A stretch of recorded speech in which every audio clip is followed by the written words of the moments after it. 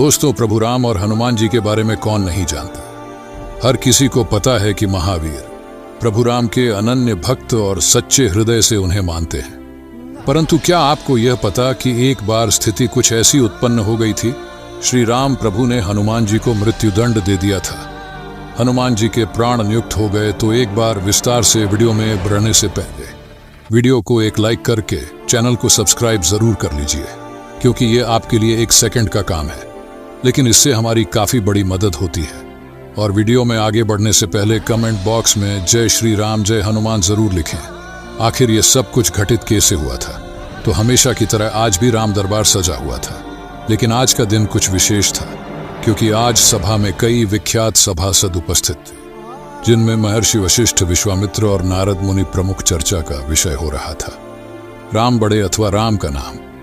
सभी लोग राम को अधिक शक्तिशाली बता रहे थे, परंतु नारद मुनि का कहना था कि प्रभु राम से ज्यादा शक्ति राम। नाम की बात उस समय कोई नहीं सुन रहा था। उधर राम भक्त हनुमान इस पूरी चर्चा को शांत चित्त से देख रहे थे।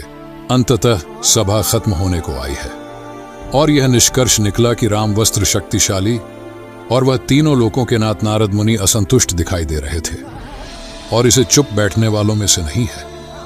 उन्होंने मन ही मन एक युक्ति सोची। तत्पश्चात उन्होंने धीरे मारुति के कानों में कुछ बुदबुदाया, जिससे कि वे समझ गए कि आगे उन्हें क्या करना है। अब जैसे ही बारी बारी से सभी सभासद वहां से जाने लगे, तब हनुमान जी उन्हें प्रणाम कर विदा करने लगे। परंतु जब महर्षि विश्वामित्र सामने, तब हनुमान जी ने उन्हें प्रणाम किया। बस फिर क्या था? महर्षि को इस बात पर बहुत बुरा लगा। उनके क्रोध का ठिकाना न रहा। उन्होंने, राजा राम राम, तुम्हारे हनुमान ने भरी सभा में सबके सामने मेरा अपमान किया, और इस अपमान को बर्दाश्त नहीं कर सकता है। इसी वजह से तुम हनुमान को मृत्युदंड, और आप तो जानते ही विश्वामित्र राम के विरुद्ध, इसी वजह से उनका अपराध भी नहीं टाल सकते हैं। इसीलिए उन्होंने हनुमान को मृत्युदंड देने का निश्चय किया। उधर हनुमान वो इन सब बातों से अनजान दूर किसी एकांत स्थान पर बैठकर अपनी ही मस्ती में मग्न होकर राम नाम का जप कर रहे थे। तब श्री राम वचन का पालन करने के लिए वहां पर उपस्थित होकर उन पर चाकुओं से प्रहार करने लगे। उन्होंने एक के बाद एक कई शक्तिशाली बाण चलाया, परंतु उनके बाण मारुति का बाल भी बांका ना कर सके। ये चमत्कार देखकर चिराम सहित विश्वामित्र और अन्य सभी जन चकित रह गए। तत्पश्चात नारद मुनि ने कहा, हनुमान जी ने महर्षि विश्वामित्र को प्रणाम न करके कोई बड़ा अपराध नहीं किया था। यदि देखा जाए तो महर्षि जन्म से ब्राह्मण नहीं बल्कि क्षत्रिय हैं, और किसी समय में एक राजा हुआ करते थे। बस इसी राजधर्म को ध्यान में रखते हुए हनुमान जी ने महर्षि को प्रणाम नहीं किया था।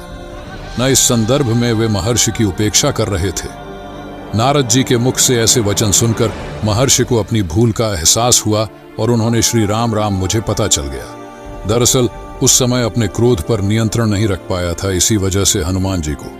लेकिन आप हनुमान ने मुझे प्रणाम करके कोई अपराध नहीं किया, अपितु उन्होंने राजधर्म का निर्वाह किया।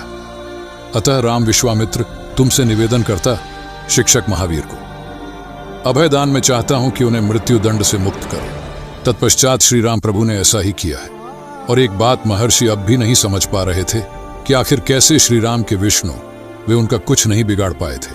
अंततः उन्होंने इस संदर्भ में हनुमान जी से पूछिए लिया। इस पर हनुमान जी ने कहा कि जब उन पर चाकुओं से प्रहार हो रहे थे, उस समय वे मन ही मन श्री राम नाम का जप कर रहे थे। बस इसी वजह से प्रभु राम के प्रचार के लिए जा रहे थे। और इस प्रकार से दोस्तों, यह भी सिद्ध हो गई थी।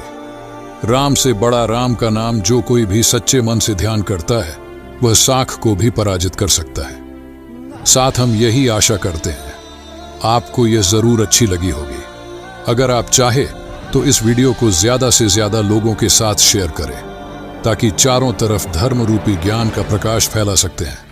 तो और भी वीडियो देखने के लिए अभी सब्सक्राइब करें। अभी के जी श्री राम।